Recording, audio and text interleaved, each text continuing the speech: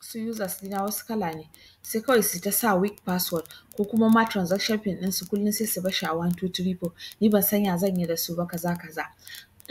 Assalamu alaikum everyone, barkanmu da warhaka, sunana Maryam. Yau insha Allah zan yi muku bayani kan yadda ya kamata ka yi da users ɗinka idan sun buɗe account a website ɗinka.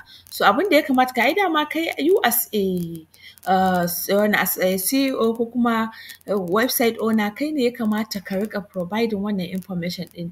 Saboda yawa ba su san wannan abin ya kamata, su dai kawai za su sa password ne, sa password wadda za su riƙa saurin tunawa. Kai ne ya kamata ka riƙa ba su wannan, ka riƙa motivating ɗin, sannan kuma kana ba su training na yadda za su riƙa accessing internet, ka ba su training. Insha Allah za ka ga sun tsaya ma website ɗinka, ba za su yarda da duk wani website ba ko da ya fi naka sauƙi kuwa. Saboda abin da users suka fi so shi ne a riƙa ba su informations ɗin da zai amfane su, ba wai ga site ɗinka kaɗai ba. Saboda haka regularly ka riƙa training users ɗinka na yadda za su riƙa sa password, strong password, su riƙa using da capital letter, small letter, sannan kuma su using da special characters kamar su dot ko hyphen ko forward slash da sauransu, waɗannan dai characters ɗin.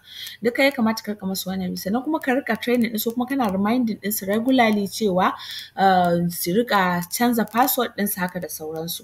Sannan transaction pin shi ma ku riƙa gaya musu cewa su canza, saboda duk wanda ya san password ɗinsu zai yi sauran shiga wannan account ɗin, sannan kuma ya performing transaction. Kuma transaction kamar another security ne a wannan na a hana wani wanda ba mai account ɗin ba ya transacting da wannan account ɗin. So idan kuna wannan ɗinsu training ɗinsu regularly, insha Allahu za su fahimta kuma za su gyara. A daina cewa wasu mutanen mu gidadawa ne, Hausawa ne, no, ko su wa'inda suke yi su ma ai trainer aka ba su suka ɗauka suka yi, mu ma mu ba mutanen mu trainer.